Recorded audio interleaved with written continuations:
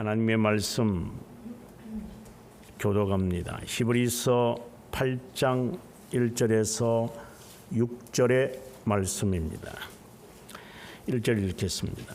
지금 우리가 하는 말의 요점은 이러한 대제사장이 우리에게 있다는 것이라. 그는 하늘에서 지극히 크신 이의 보좌 우편에 앉으셨으니 성소와 참 장막에서 섬기는 이시니라. 이 장막은 주께서 세우신 것이요 사람이 세운 것이 아니니라. 대제사장마다 예물과 제사드림을 위하여 세운 자니 그러므로 그도 무엇인가 드릴 것이 있어야 할지니라. 예수께서 만일 땅에 계셨더라면 제사장이 되지 아니하셨을 것이니 이는 율법을 따라 예물을 드리는 제사장이 있습니다. 그들이 섬기는 것은 하늘에 있는 것의 모형과 그림자라. 모세가 장막을 지으려 할 때에 지시하심을 얻음과 같으니 이르시되 삼가 모든 것을 산에서 내게 보이던 본을 따라 지으라 하셨느니라. 그러나 이제 그는 더 아름다운 직분을 얻으셨으니 그는 더 좋은 약속으로 세우신 더 좋은 언약의 중보자니라. 아멘.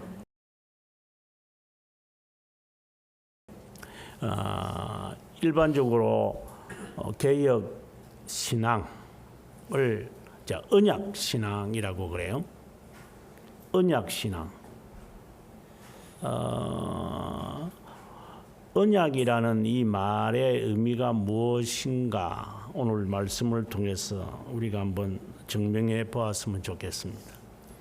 언약 신앙이라는 말과 또 개혁 신앙은 예정론에 입각해 있다 이런 말을 해요.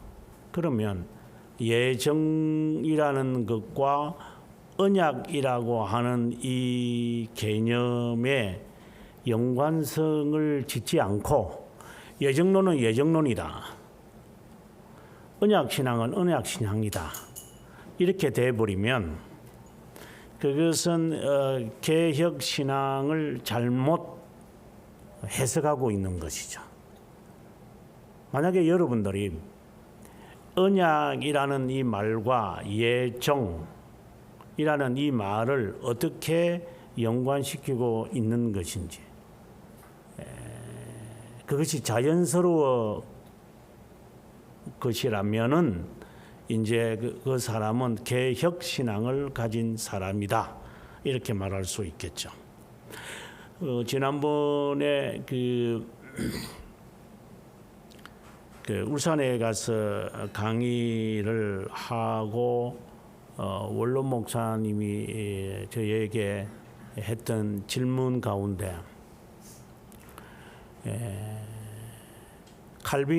칼빈보다도 더 우수한 사람이 없느냐, 기독교의 진리를 잘 설명한 사람이 없느냐, 그래서 저는 없다고 말했습니다. 신약 성경 이후에 2000년 동안 칼빈을 뛰어넘는 사람은 없습니다.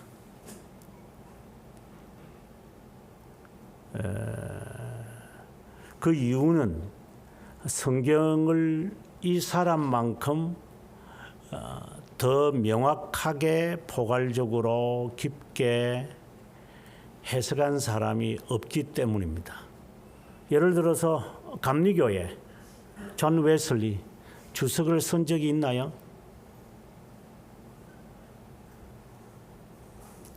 기독교 진리를 단 한 권으로 설명한 적이 있나요? 아니죠. 그러면 로만 가톨릭의 가장 최고의 학자인 토마스 아퀴나스 뭘 썼어요? 주석을 썼어요? 그러면 누구를 말할까요?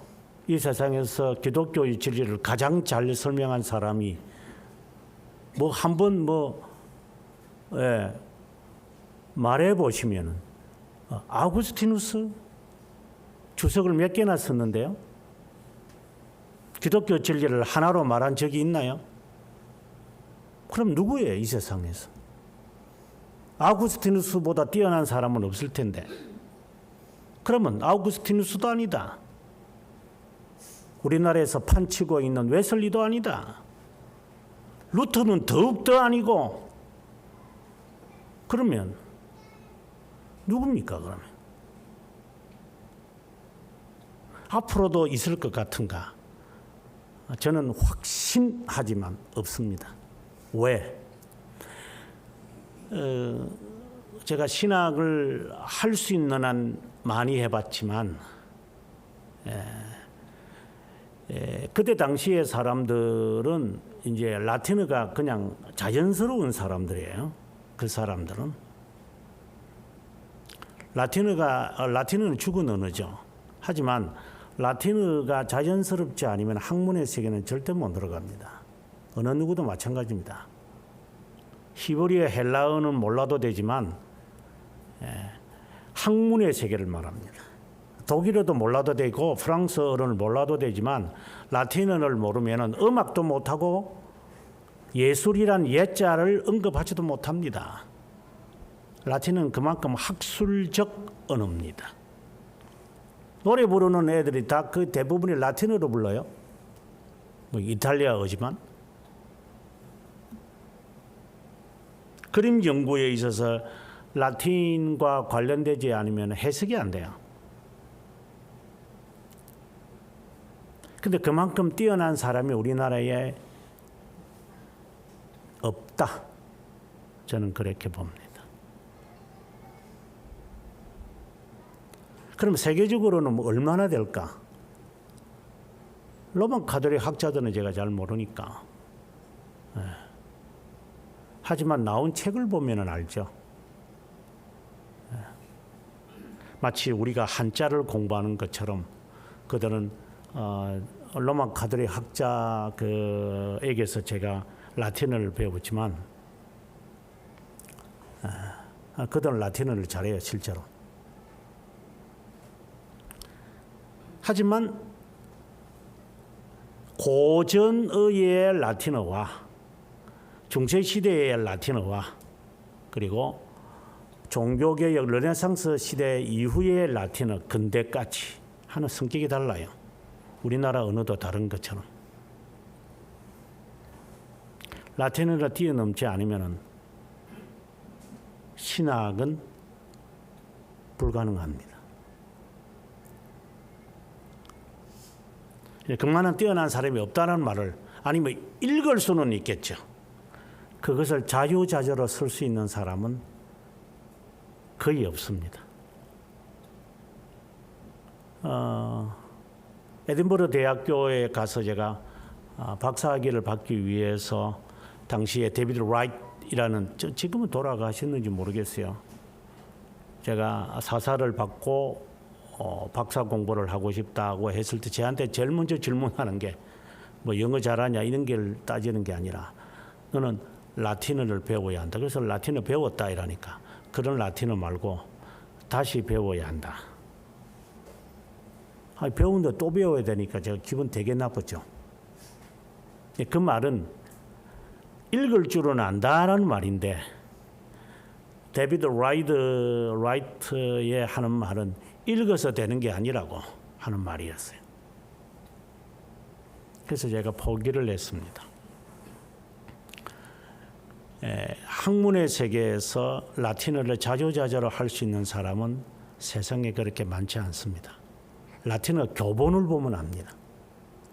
라틴어 교본의 책이 이 세상에 몇 권이 있는지를 보면 압니다. 아무튼 언어만 갖고 제가 말을 했습니다만은 칼빈을 뛰어넘는 사람은 세상에 없습니다. 이는 객관적 진리입니다. 앞으로 더 뛰어날 사람은 있을 수 있을 것 같은 생각을 안 합니다. 뛰어넘지 못할 거니까. 왜? 아구스티누스는 라틴어만 할 줄 알았지 그리스어를 할 줄 모릅니다. 토마스 아퀴나스는 라틴어를 할 줄 알았지 그리스어에는 문명하였습니다. 언어를 점령 못하면 학문은 근처도 못 갑니다.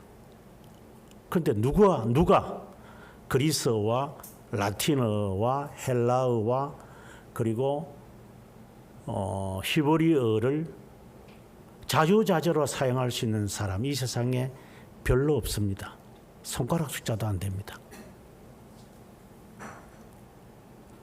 뭐 우리나라에는 한 명도 없겠다가 아니라 없습니다. 앞으로도.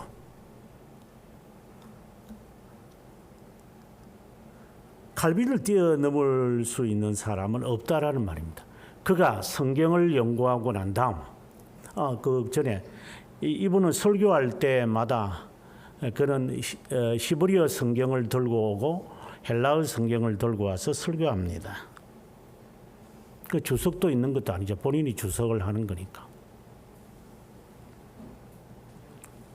그래서 저는 학창 시절에 그렇게 흉내내고 싶었습니다.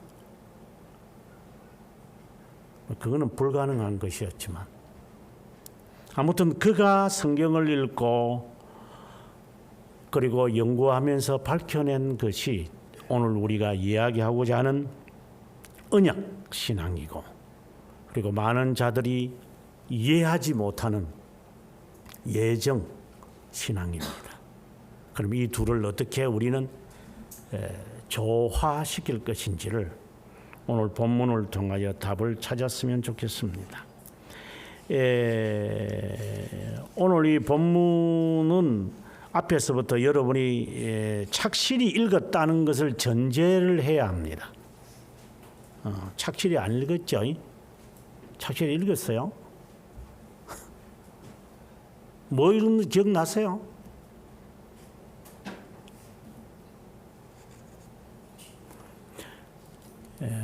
우리가 지난 수요일 날 제가 1장을 제가 강해하면서 예수 그리스도에 대한 유대인들의 그 생각을 이제 하나하나 교정해 갑니다.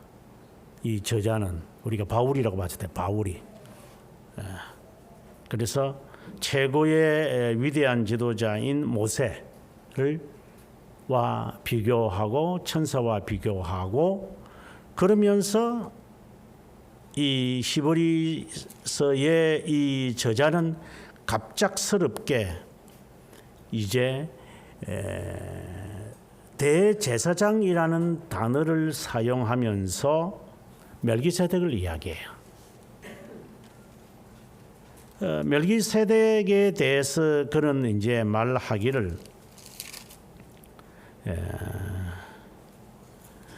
태어난 것도 모르고 어디서 왔는지도 모르는 사람이다 라고 이야기하면서 영원한 제사장이다 라는 단어를 사용을 합니다. 그리고 그 사람에게 아브라함이 11조를 드렸다 이제 이 말을 하는 겁니다. 그러면 이스라엘 사람들의 생각에는 아브라함은 최고의 사람인데 아브라함이 멜기세덱에게 살렘 왕이다 이러는데 살렘 왕에게 11조를 드렸고 라는 이 말씀은 이스라엘 사람들의 마음속에는 최고의 조상인 아브라함이 그분에게 그럼 그 멜기세덱은 누군가요? 이제 이렇게 이제 자연스럽게 질문이 나올 수 있기 때문에 그 멜기세덱이 아브라함과 비교가 되지 않는다. 모세와도 비교되지 않고 여기에 나오는 천사 보조도 비교되지도 않고 그다음 아브라함하고도 비교 안 되고 더 나아가서 이제는 제사장하고도 비교도 안 되는 분이다. 이제 이 이야기를 하면서 세상에서 우리가 알고 있는 이런 것이다, 저런 것이다, 뭐 하나님을 섬기는 거다, 저렇게 섬기는 것을 이제 전혀 다른 세계로 옮겨가는 이야기입니다. 지금 우리가 예수를 믿을 때 우리는 유형적이고 그리고 볼 수 있고 만질 수 있는 것에 우리는 관심이 있습니다. 오늘 새벽에 제가 설교하면서 이런 말을 했습니다. 당신들의 꿈에 그 기도 제목이 없으면 당신들이 기도하겠느냐? 예를 들어서 진찰을 해가지고 종합 진찰을 했는데 너 6개월 안에 죽일 거다라고 하는 것이 있다면 당신 기도 안 하겠어요? 여기서 기도하는 사람이 있습니까?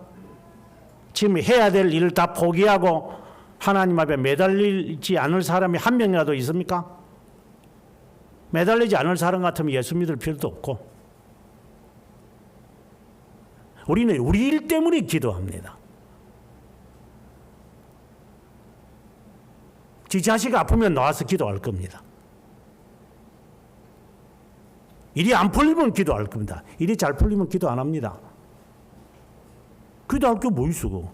그래서 우리의 신앙은 지극히 세속적이고 지극히 육신적이고 지극히 지상적이고 지극히 이기적인 자기중심적 신앙입니다. 거기에 무슨 성교가 들어가고 거기에 무슨 하나님께 영광이란 말은 그냥 그 돼지 목에다가 목걸이 그냥 그런 겁니다. 별로 의미가 없습니다.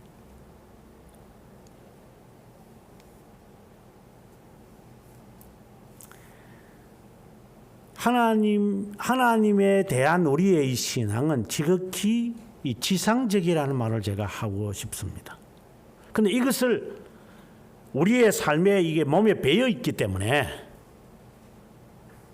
지금 언약이라고 하는 이 가장 핵심적인 우리의 신앙의 핵심인 언약이라고 하는 이것도 약속이라는 이 단어의 같은 말이지만은 카브란트라고 하는 말과 프로미스라고 하는 이 말과 테스트먼트라는 이 말이 거의 같은 말이니까 어떻게 해석을 하든지 간에 상관없지만 그것이 나에 대한 약속이죠. 이것이 어떻게 나에게 주어졌는지, 하나님이 이 약속을 주셨는지, 하나님이 나에게 증거로 주셨는지, 하나님이 나에게 언약으로 주셨는지에 대해서는 또 관심이 없어요. 지극히 세속적이라 이 말입니다. 아마 지금 이제 좀 있으면 대학 입시 공부하면은 그 아줌마들이 교회에 나와가 열심히 기도하겠죠. 평소에는 자식을 위해서 기도 잘 안 하다가 이제 며칠 앞두고 이제 11월 달이니까 그 엄마 짓 한다고 이제 교회 쫄락쫄락 와가지고 이제 프랭카드에 이름 하나 갖다 붙여놓고 이제 저야 이렇게 그 끝나고 나면은 주님 잘 사용했습니다.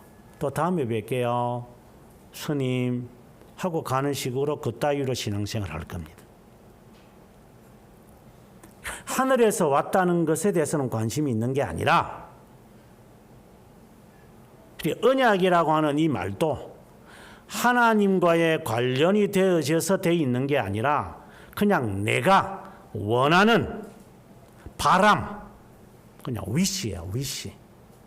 하나님께 받는 것이 아니에요.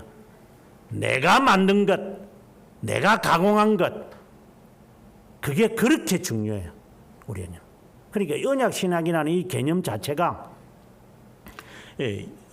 영혼과 예정과 상관이 없기 때문에 지금 이 저자는 바울은 계속해서 그 말을 지금 하는 거예요. 영혼과 관련이 되어 있는 거다. 살렘 왕인 멜기세덱을 언급하는 것도 그 때문입니다. 이것은 우리에게 주요한 삶의 원리를 말하는 겁니다. 네가 살아가는 것은 하나님과 언약과 관련이 없으면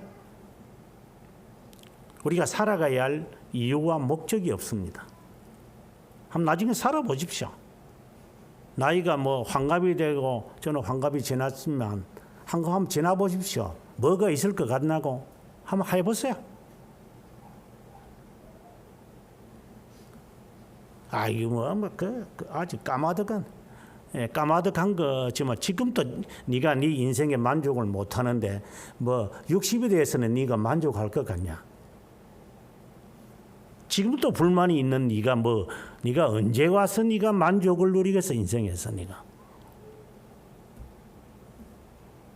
그는 막연한 것에 대하여 그 낚싯대 올려놓고 그냥 푹 앉아 있지 말고 이것이 하나님께로부터 왔는지 안 왔는지에 대해 관심을 가져라라고 하는 것을 1차적으로 우리에게 교훈한다고 저는 봅니다. 욥기에 이제 가보면 이제 욥의 그 17장에 가보면은 욥의 이야기, 욥이 이제 이런 말을 합니다. 3절에 가보면 청하건대 나에게 담보물을 주십시오. 내 손을 잡아줄 자가 누굽니까? 이 말을 합니다.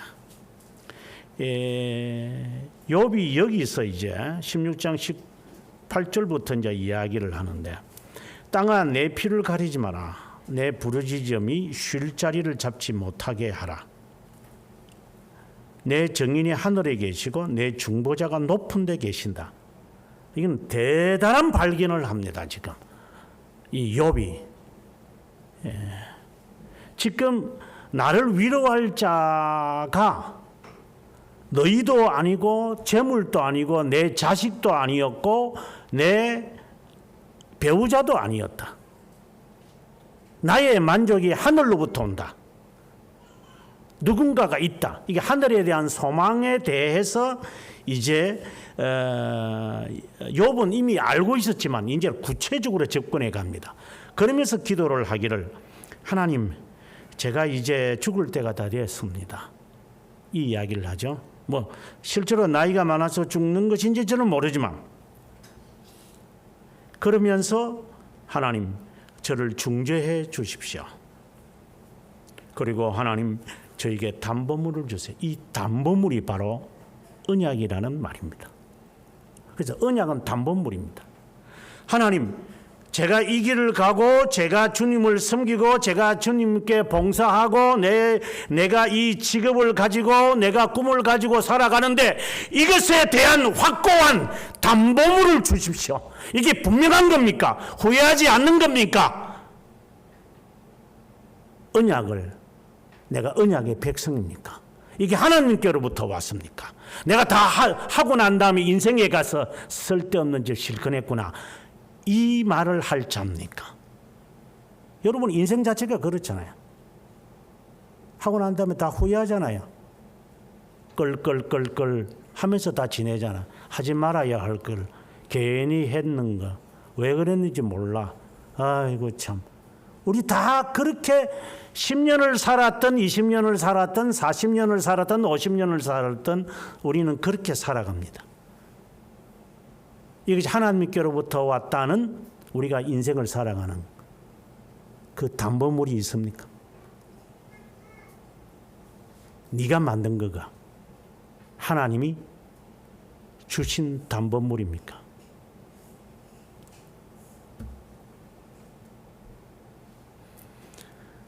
욥은 이제 답을 찾아가죠. 하나님, 그분이 중보자이심을 믿습니다. 그러니 그분이 내 안에 있다는 사실을, 그분이 나에게 답을 주신다는 사실을, 그분이 나를 중재하신다는 사실을, 그분이 나를 스포트를 하신다는 것, 하나님 그것을 저에게 확신시켜 주십시오. 이 기도가 정말 귀중한 기도다. 오늘 우리가 이제 다시 돌아와서 히브리서에 와서 이제 이 저자는 히브리서 저자는 언약에 대한 이야기를 하면서 우리의 이 눈을 하나님께로 돌려라는 이야기를 하기 시작합니다. 그래서 지금 이 이야기를 끄집어내기 위해서 이제 멜기세덱을 언급을 하고 그리고 난 다음에 22절에 가서 7장 22절에 가서 더 좋은 언약의 보증이 되셨다. 담보물입니다. 지금 구약의 시대는 내가 가는 길이 틀림없다. 이거 하나님이 보장하시는 거다라는 것을 어떻게 알았느냐 하면 계명을 보고 알아요. 계명을. 내가 안식일을 지킨다. 오늘은 하나님의 날이다. 그래서 우리가 다른 것을 그만두고 오늘 내가 문을 닫고 내가 하나님께 예배를 드린다. 이게 하나의 담보물이거든요. 내가 하나님의 약속을 지키니까. 그래서 나의 마음이 편안해요. 오늘도 내가 하나님 앞에 충분히 하루를 당신의 날로 인정하며 지냈습니다. 여러분들이 오늘 하루에 오전에 오후에 어쨌든 성경을 한 장씩 읽으면 마음이 편안하지. 그거 안 읽으면 또 이제 이거 티근해야 되는데 이거 참 굉장히 부담스러울 거예요. 그러나 틱을 딱 자신 있게 딱 해버리면 기분 괜찮아요. 이게 하나의 보증이고 이게 하나의 담보물이고 이게 하나의 언약과 같은 거예요. 내 마음이 편안해져요. 그런데 이것은 늘 불안하기 때문에 매번 매일 해야만 한다. 그리고 또 내일 되면 또 해야 되잖아요. 또 읽어야 되고 또 해야 되고 또 예배드려야 되고 또 선한 일을 해야 돼요. 이렇게 계속 산적해 있어. 그러니까 매번 해야 되니까 이거 말고 좀 영원한 것이 없나? 내가 정말 하나님 앞에 보증이 확실하게 내가 받은 게 있나?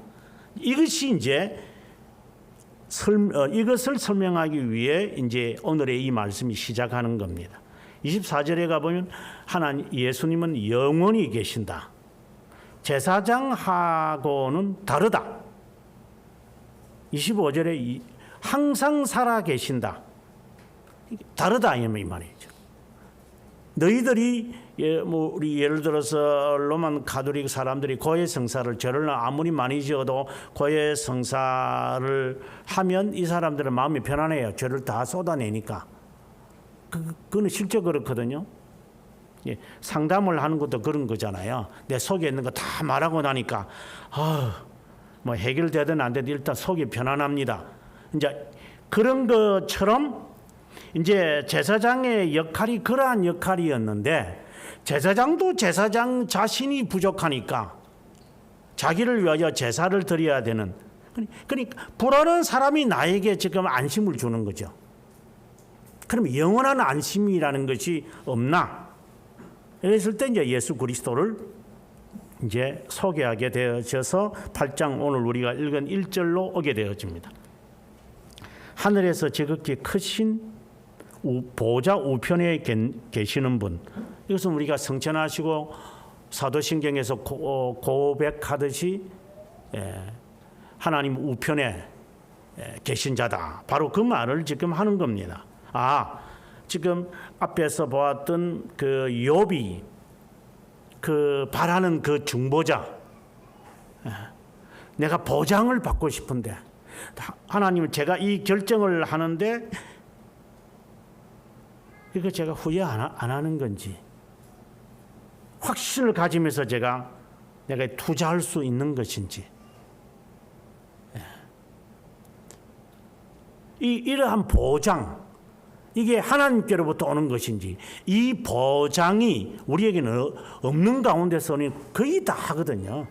거의 아마 99.9999%는 그렇게 할 거예요. 우리는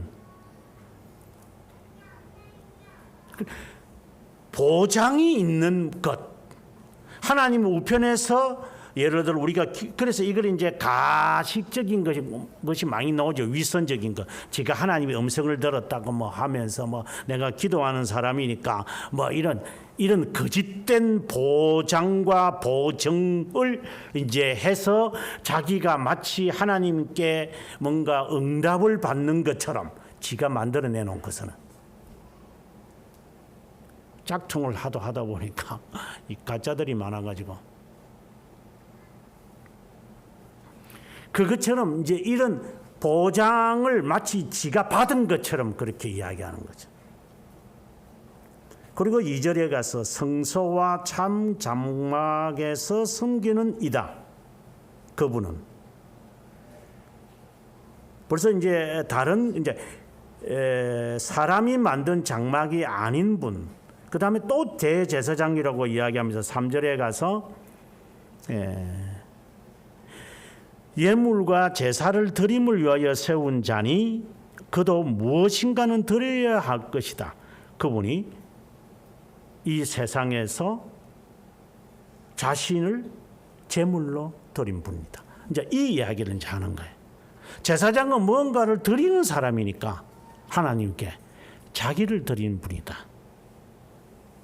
그런데 4절에 그분은 땅에 계시는 분이 아니다. 그리고 5절에 가서 땅에서 섬기는 사람들은 그림자를 섬기는 거다.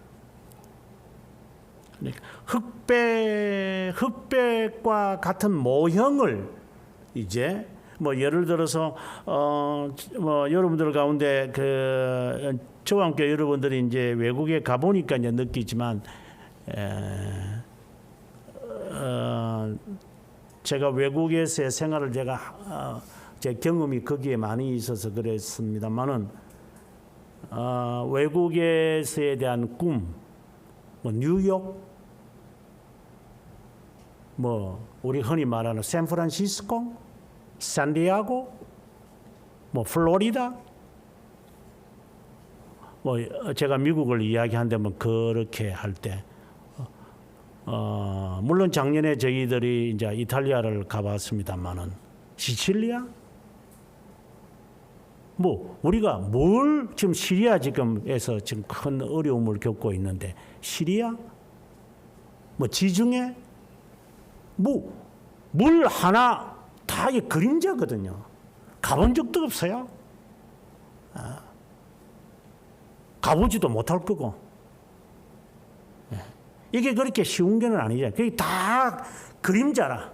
반세기를 살면서도 안 가본 사람이 거의 다예요. 그러면서도 우리는 말 잘하죠. 그것과 같아 이 말입니다. 하늘에 계신 하나님의 보장을 받는 것이 그만큼 다르다라고 하는 말이에요. 그래, 다 구름 잡는 거니까.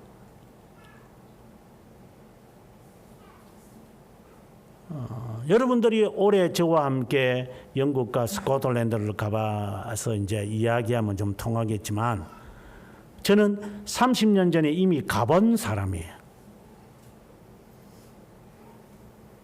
그래서 이것이 얼마나 중요하다는 것은 알아요. 안 가본 사람한테 제가 아무리 여러분 뭘 제가 바쁜데, 그 돈이 어디 있어요? 그런 시간이 여유 없어요.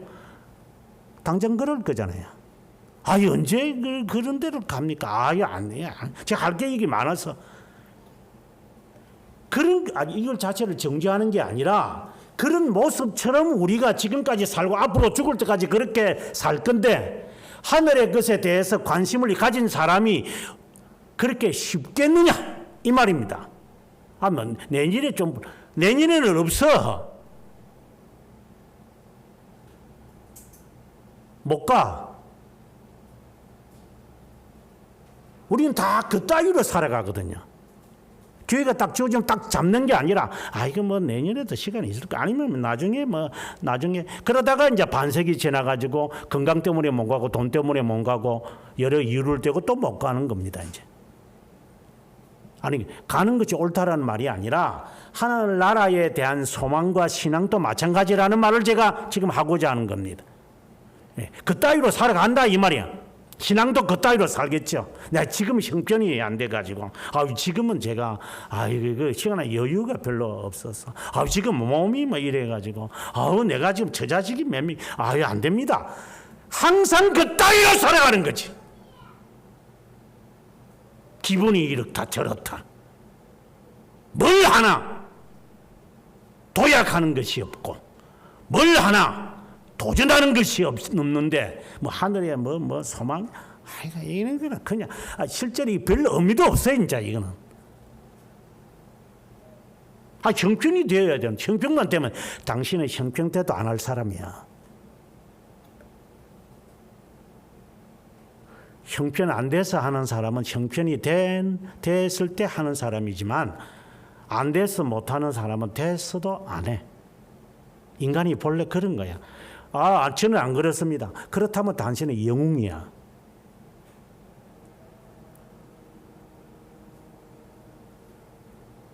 하늘에 대한 것 거의 불가능합니다.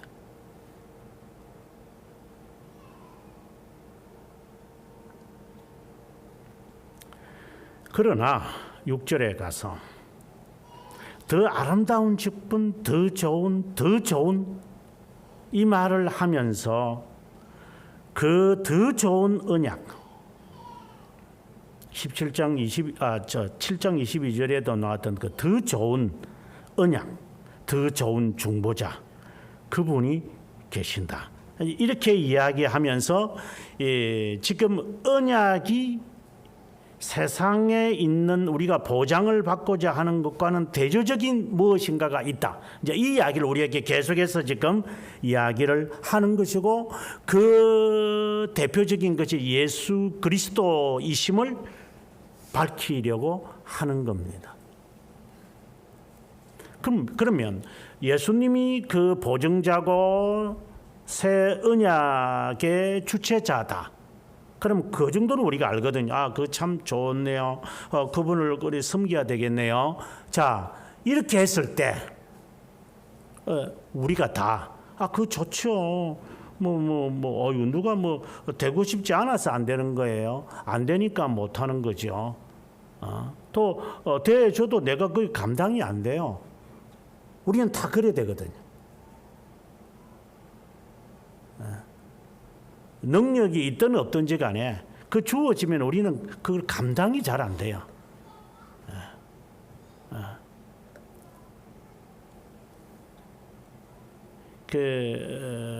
제가 처음에 교수 생활을 할 때에 그 학생들 앞에 1시간 반 강의를 하려면 어떻게 보면은 한 며칠 동안 공부해서 가르칩니다.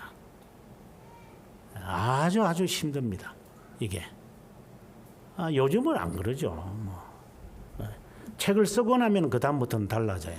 그리고 책이 없는 교수들은 아마 상당히 힘들 겁니다. 그럼 눈에 보도 뻔합니다.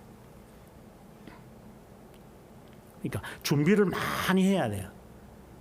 만약에 여러분들 보고 교수하라고 해놔도 아마 죽 쓸 겁니다. 못합니다. 뭘 끄집어내서 이야기하려면 실력이 없으니까 안 된다 이 말입니다. 그래 앉혀놔도 못해요. 그러니 지금 하늘에 대한 소망을 갖고 싶습니다. 그게 옳으니까. 자, 그러기 위해서는 어떻게 해야 그 하늘의 소망을, 하나님의 보장을, 그리고 담보물을 제가 가질 수 있습니까? 이게 쉽지 않다 이 말입니다. 그래서 지금 앞에서 했던 말씀으로 다시 돌아가 보면 3장에 가보게 되어지면 모세 이야기하면서 광야에서 사람들의 형편을 이야기합니다. 하나님이 3장 특별히 3장 11절을 보면은 하나님이 노해서 맹세하기를 내 안식에 못 들어오는 자가 있을 거다. 12절에 가서 누가 믿지 아니하는 악한 마음을 품고 살아계신 하나님에게서 떨어질까 조심해라. 오늘이라 일컫는 동안에 매일 피차 군면하면서 죄의 유혹으로 완고하게 되지 않도록 해라. 시작할 때 확신한 것을 끝까지 견고히 잡고 있으면 그리스도와 함께 참여한 자다. 여기에 힌트가 있습니다.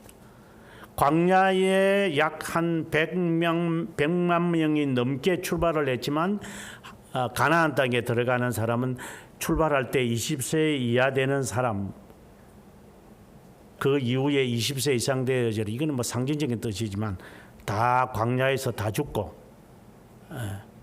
그리고 뭐 불평하다가 뭐 불뱀에 맞게가 죽고, 불평하다 땅이 갈라가 죽고, 하여간 뭐 하여튼 별짓을 다 하다가 죽는 사람들이 거의 다니까.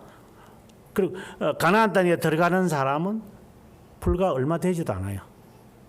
그래서 주님이 그래, 너희 다 들어가는 거 아니다. 다 못 들어간다. 제가 바라기는 여러분이 여기 있는 수가 별로 되지 않지만 여러분들도 다 하나님 나라에 들어간다고 저는 보장 못합니다. 나중에 지옥 떨어질 자도 있을 거니까. 아니 관상을 보니까 그래 보여요. 제 관상이 틀리기를 기도할 뿐이지만.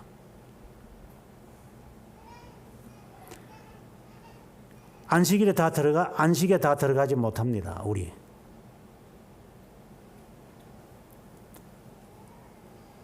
하나님으로부터 보장을 받은 게 있습니까?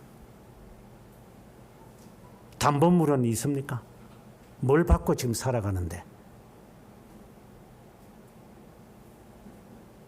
하나님이 추궁할 때 무슨 우리가 대답을 할 수 있습니까? 무슨 대답을 할 것 같습니까?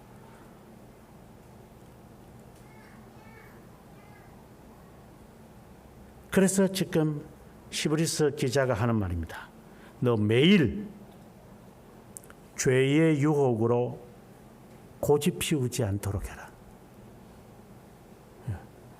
그의 음성을 듣거든 너희들 조심해라.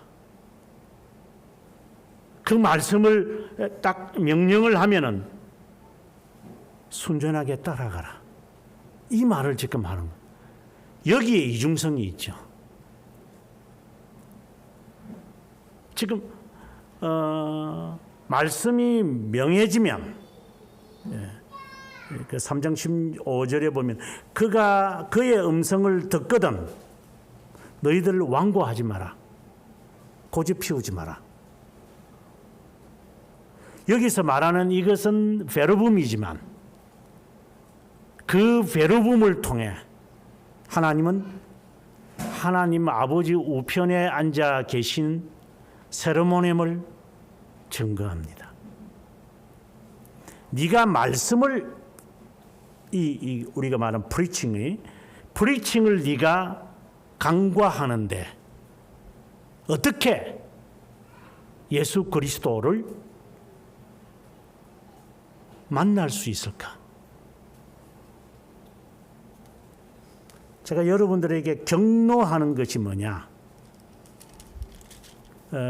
이번에도 그렇고 저번에도 그렇지만 그 춘천에 어제도 이제 가서 이틀 전에 가서 했지만 제가 여기에 뭐 관계된 지가 한 10년 됐으니까 제가 그 학생들을 제가 다 알죠. 이렇게 쭉 이렇게 연례로 그래서 이들의 간사들은 저를 다 알죠.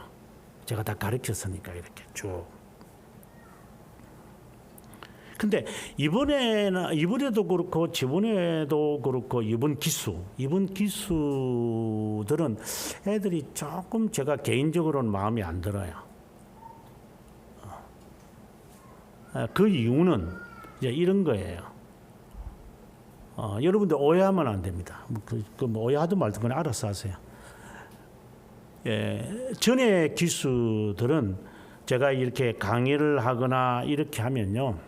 꼬박꼬박 잠을 자더라도 그래도 저와 함께 책을 가지고 공부를 해요.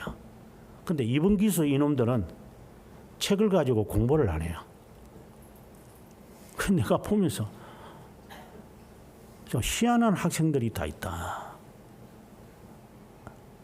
이제 저는 이게 다 대조가 되니까 저를 거쳐가는 한 100여 명의 학생들 눈에 이렇게 다 저는 다 제 사무실에도 그 사진이 있지만 이런 아이들을 다 가르쳐 봤으니까 저는 숱한 사람들을 저는 가르쳐 봤기 때문에 그 수업에 임하는 학생들의 자세가 어떤 애가 어떻다라는 것을 그 정도는 그냥 이렇게 눈 감고도 목소리만 들어도 알죠.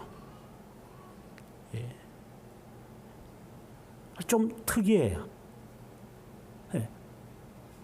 책을 없이 공부하는 사람들. 여러분에게도 분명히 말하지만 책 없이 공부하는 애들이 있을 거예요. 여러분들이 공부해보지만 책 없이 공부하는, 물론 너무 비싸서 못한다. 그건 이해는 해요. 너무 비싸기 때문에 못한다. 가정 형편이 어렵고. 그런 사람들을 제가 말하는 게 아니라 일반적으로. 텍스트북이 없는데 거기에서 무슨 지식을 얻으려고 합니까?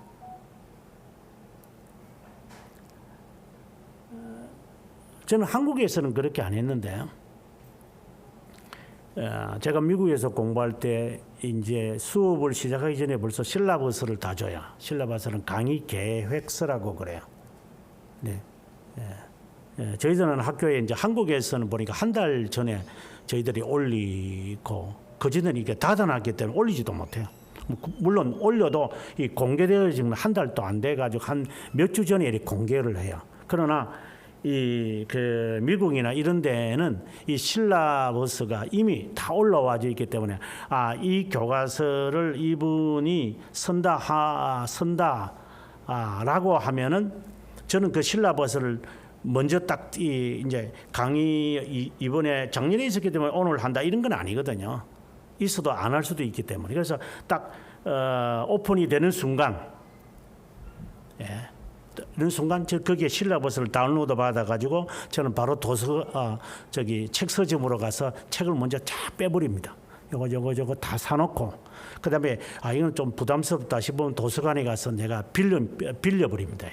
아니면 인터라이브러리 론을 해가지고 시카고 대학이나 하버드 대학교에 있는 책을 빌려버려요. 그래서 책을 일단 딱 이게 보관해놓고 내가 이제 미리 수업을 듣기 전에 벌써 이제 한 달이든 두 달 전부터 이걸 읽기 시작하죠. 네 수업을 들을 거니까. 이게 정상 아닙니까?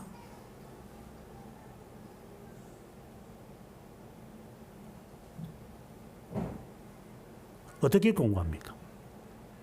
책 없이 앉아가지고 공부합니까? 수업 시간에?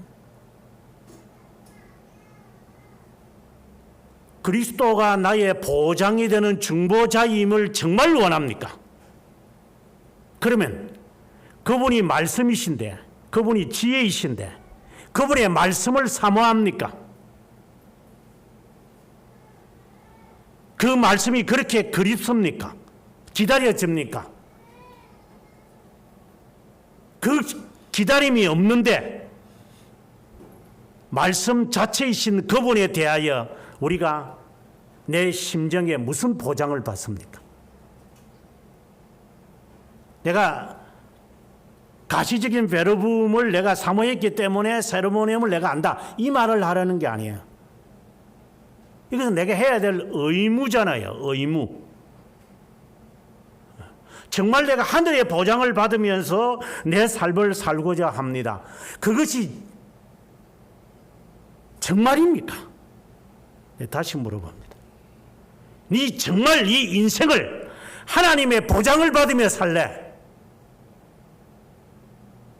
그런 바람이 진정입니까? 그러면 그분에 대한 지식이 담겨져 있는 이 말씀을 당신이 양심을 걸고 봐. 당신이 하나님 그 말씀을 얼마나 사모해요.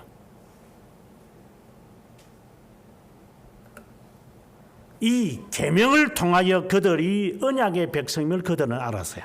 구약 성경의 사람들. 그래서 그들은 말씀이 그렇게 형식적으로 갈 정도로, 외식할 정도로 그들은 그렇게 살았어요. 그걸 구중하지 마세요. 하지도 않은 것들이 외식이다, 율법주의다, 꼴값들을 들고 있어요. 하지도 못하는 게 그냥. 해보고 난 다음에 그게 율법주의다, 그게 잘못된 신앙이다 라고 말해. 해보지도 않으면서. 주어진 이 하나님의 율법도 제대로 하지 않는데, 말씀을 사모하지 않는데, 보이지 않는 그림자와 같은, 만질 수도 없는 것은 어떻게 우리가 알 수 있겠어요? 그런데 그분이 보장해주고, 그분이 담보물이고, 그분이 증거고, 그분이 언약 자체고, 그분이 약속인데 무슨 약속을 받겠어요?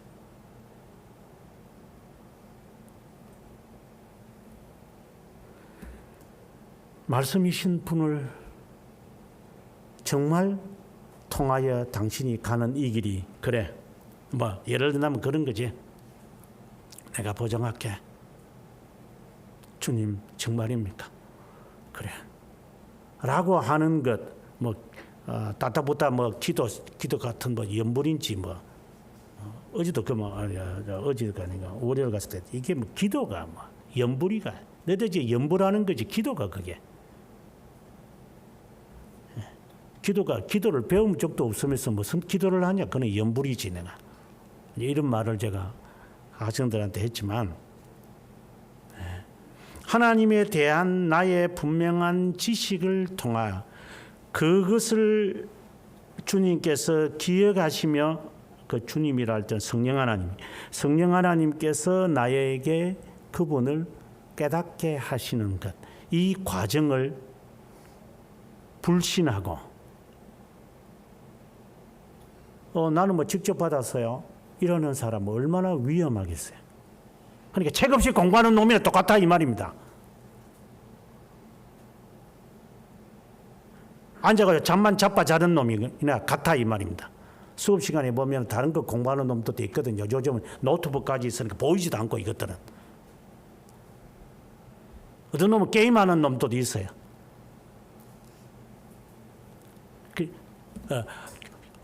눈은 교수님을 쳐다보는지 모르지만 실제는 뒤에 앉아가 리포트하고 있어 앉아가지고.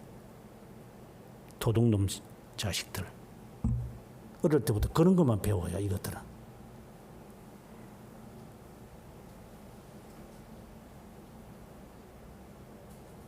물론 이제 가르치는 자가 실력이 없거나 재미가 없거나 준비가 안 됐거나 이제 그리 하니까 그런 반응이 나온 자지만 근데 실제로 그런 사람이 아닌 자에게도 그 짓을 해요.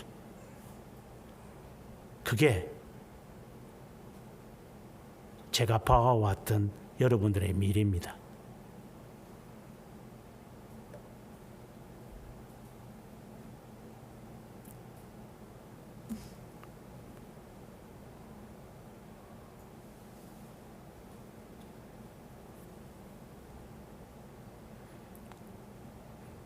정말 준비된 심정을 가지고 정말 주님을 사모합니다. 오늘 제가 주님을 만날는지 내일 만날는지 저는 모르지만 제 마음입니다. 하나님. 주님은 마음을 저울질하시니까 정말 주님 제 심정에 들어오소서. 이거는 이제 그냥 우리의 표현이죠. 실제로 계시는데 지가 인식하지 못하는 거니까. 주님으로부터의 보장을 원합니다.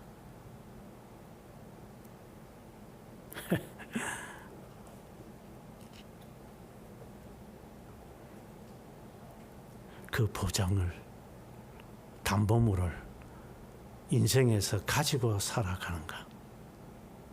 그것이 없다면 기다리십시오.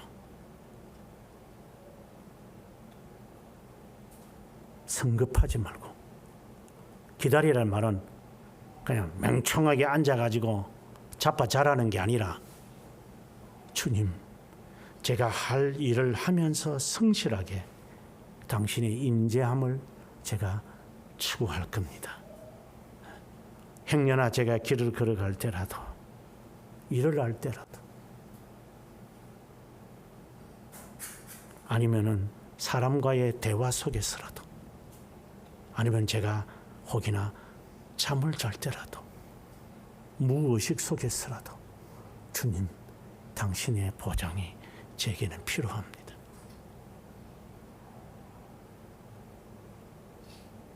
그 보장 없이 인생을 살면 100% 너는 후회하는 놈이야. 내가 보장을 하지.